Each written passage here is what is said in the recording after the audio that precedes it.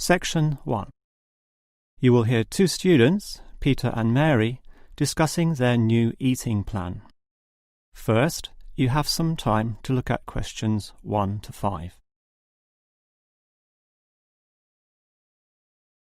You will see that there is an example that has been done for you. On this occasion only, the conversation relating to this will be played first. OK, Mary. I know I'm putting on weight with all my bad eating habits. That's right. Chocolate bars, pizzas, and all washed down with litres of soft drink. And with all the sugar in soft drink, I think we can say you're definitely overindulging, don't you think? Peter consumes far too much soft drink, so soft drink has been written in the space.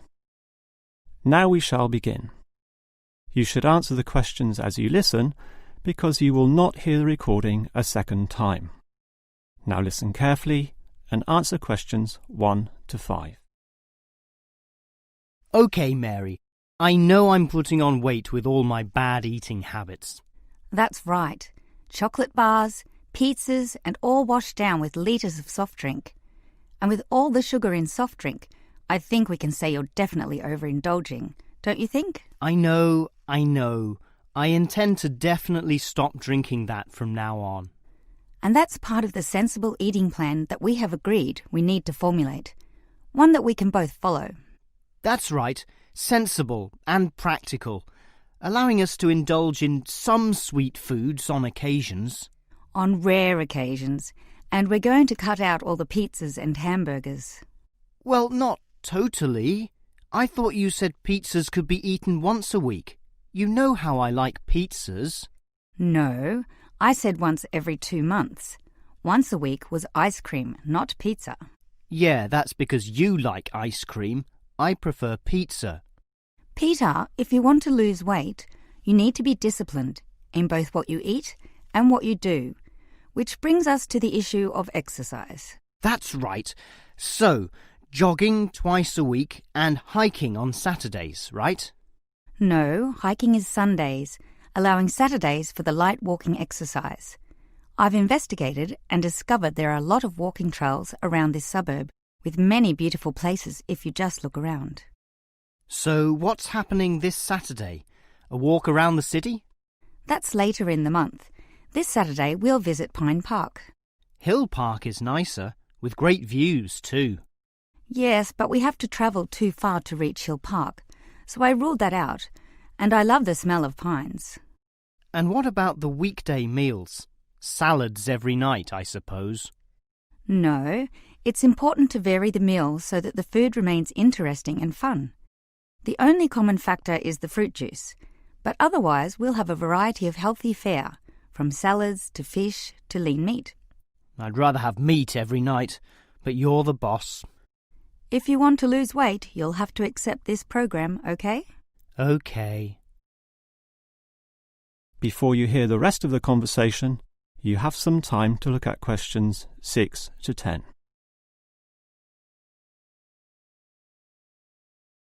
Now listen and answer questions 6 to 10.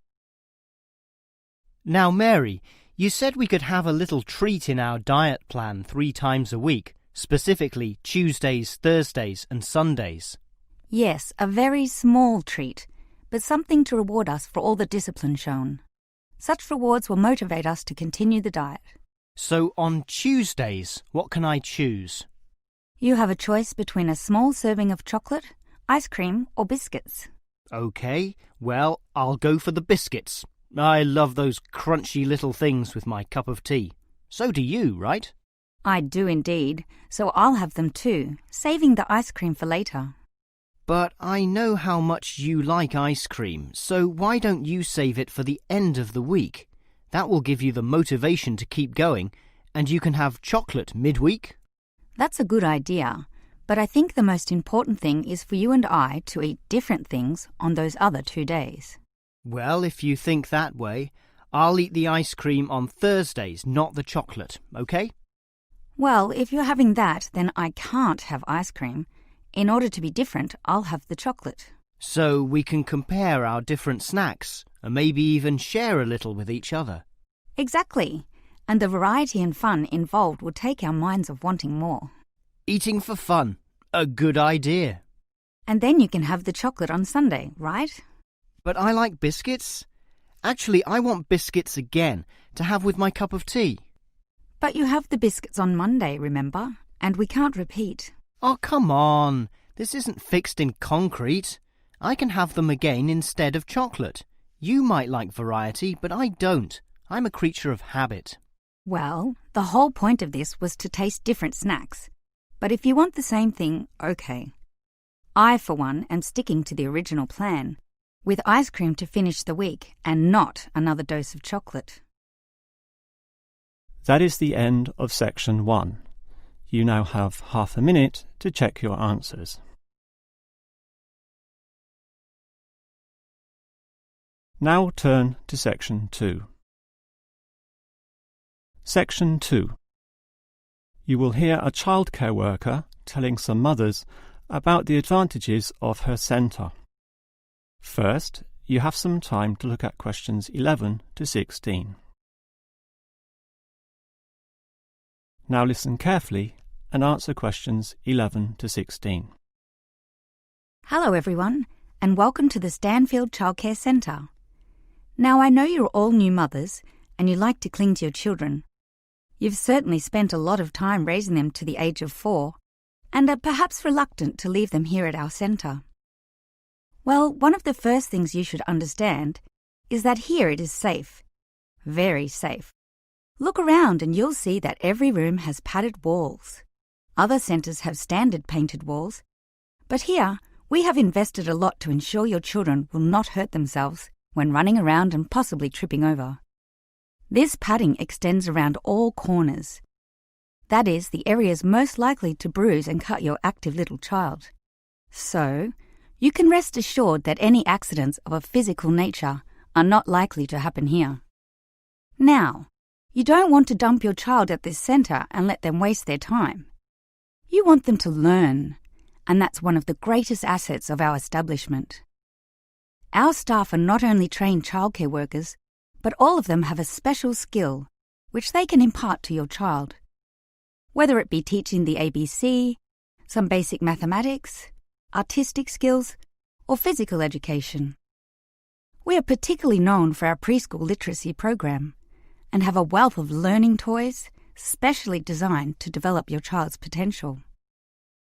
Of course, one concern many mothers have is that, in environments such as these, colds and flus and other viral nasties can be easily spread around. It's a very legitimate concern, and one which we take seriously, and we pride ourselves on our precautions. For a start, unlike most centres which clean with standard detergents, we disinfect every service at the end of every day, using a special disinfectant wash. Some places just wipe surfaces daily with a damp cloth, but not us, and that's just the start. We also physically check your children when they arrive every day, and if we feel your child is sick, we ask him or her to wear a face mask to ensure germs are not transmitted. If your child is noticeably sick, then we ask you to take them back home to recover. This might sound a little unkind, but we hope parents can understand that these measures are for the benefit of all. Before you hear the rest of the talk, you have some time to look at questions 17 to 20.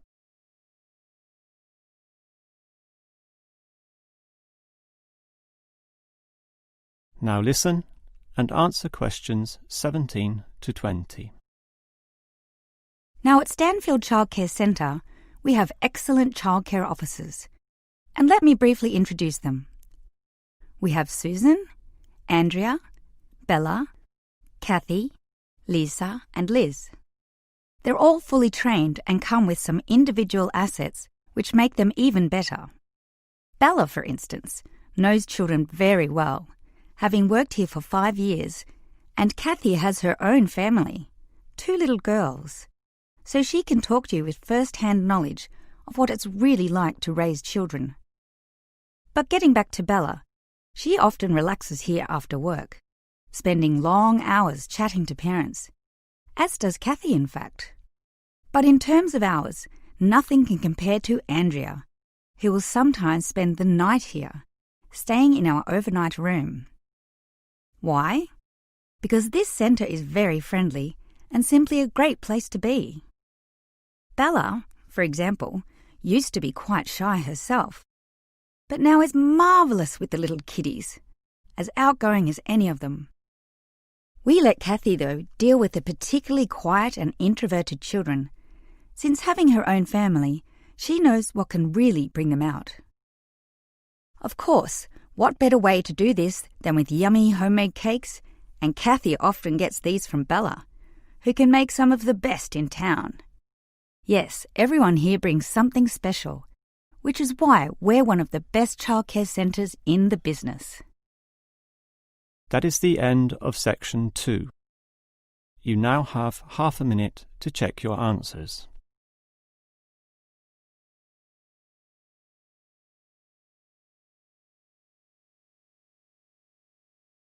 Now turn to section 3. Section 3. You will hear a student, Eric, talking to his lecturer, Miss Harris, about essay writing. First, you have some time to look at questions 21 to 25.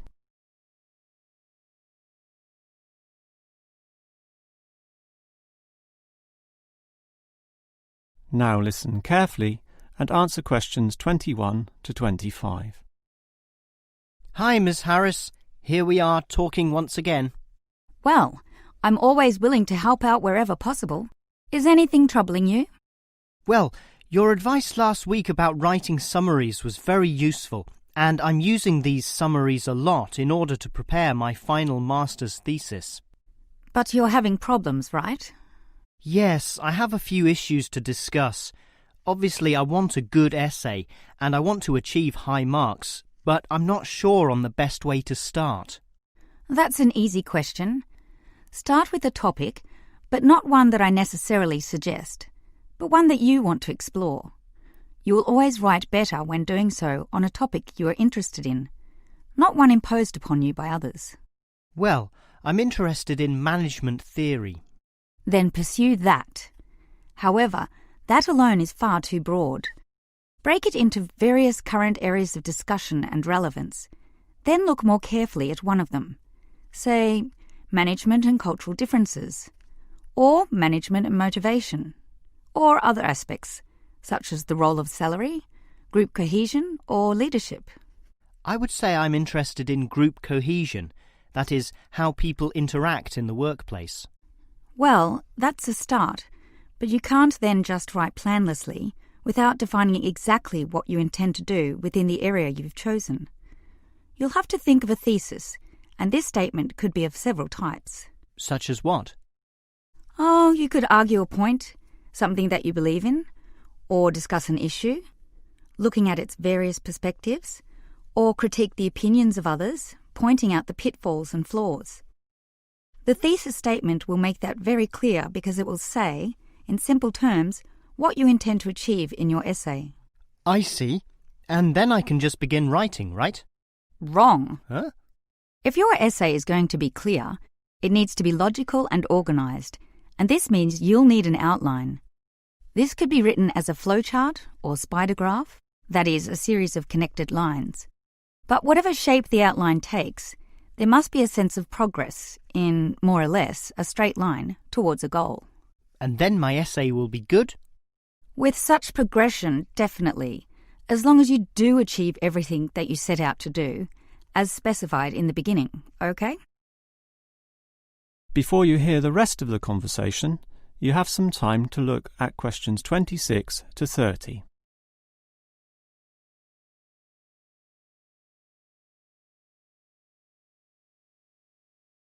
Now listen and answer questions 26 to 30. Well, Ms. Harris, your advice about essay writing all sounds very useful, solid and step-by-step, so I'll certainly follow that. But can you tell me in more general terms, what constitutes the best essay? Oh, there are many aspects to consider, but one of the most important is certainly original thinking. The best essays are written by people who think for themselves, and not just copy or imitate established views. I think I can do that. But remember, you can't just give a list of unsupported assertions. There needs to be support as well.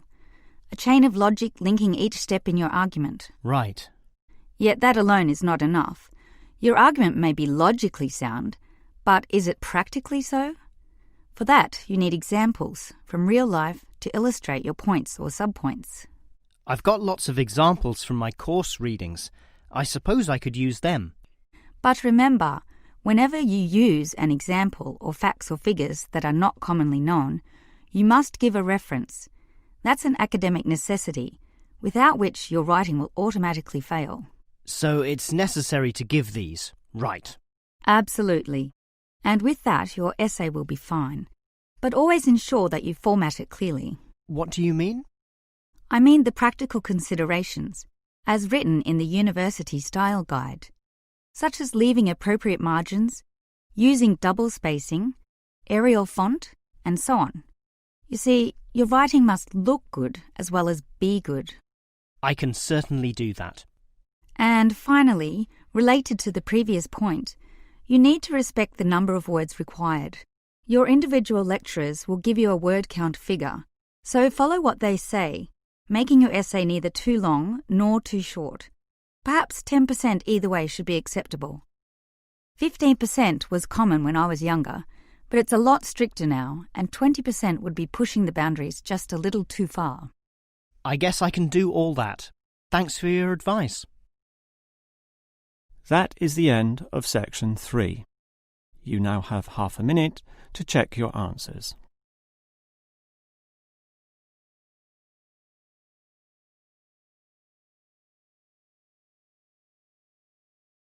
Now turn to section 4. Section 4. You will hear a lecturer discussing the history of people's beliefs regarding whether the Sun or the Earth is at the centre of the solar system. First, you have some time to look at questions 31 to 33.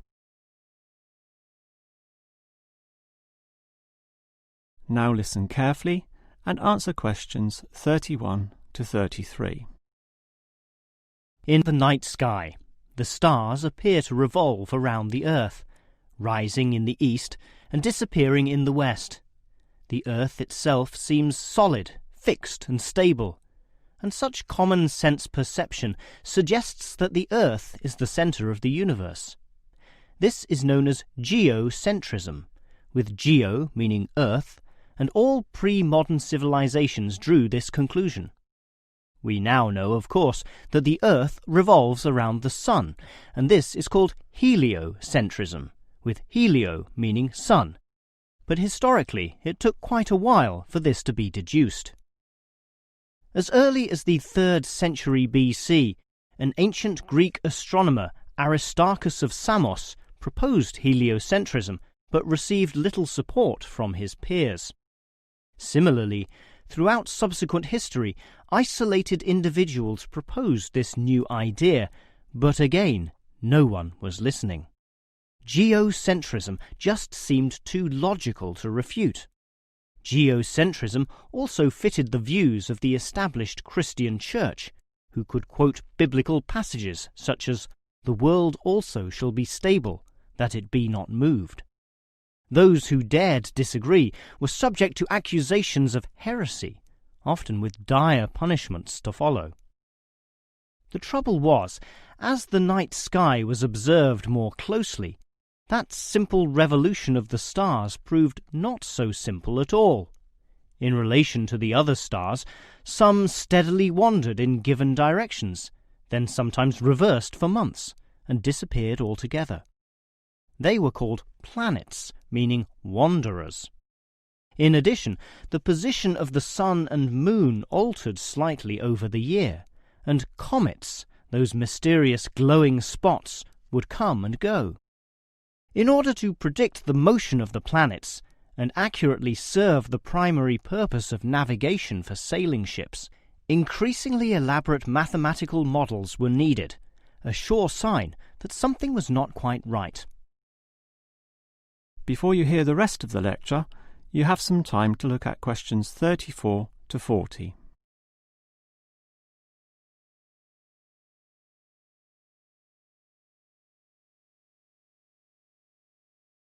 Now listen and answer questions 34 to 40. Heliocentrism, or the belief that the Sun is the centre of the solar system, still needed a mathematically sound description before it could be scientifically accepted. And it was a Polish astronomer, Nicholas Copernicus, who in 1543 first published this. This event is sometimes referred to as the Copernican Revolution. Copernicus himself certainly feared the consequences of his proof, knowing full well it might invoke the anger of the established church. Probably for this reason, he waited until the last year of his life, when he was sick and dying, to release his findings. In addition, the preface of the book, written by a respected member of the church, stated that the model was not necessarily correct. As a result of this, there was no revolution whatsoever. In fact, the book received scant attention in the subsequent decades, apart from a few irate clergymen who angrily dismissed the whole scheme as irrelevant. Yet the following generations of astronomers did not always fare so well. The Italian scientist Galileo got into trouble, as did a fellow Italian with the surname Bruno, Giordano Bruno, who was burnt at the stake.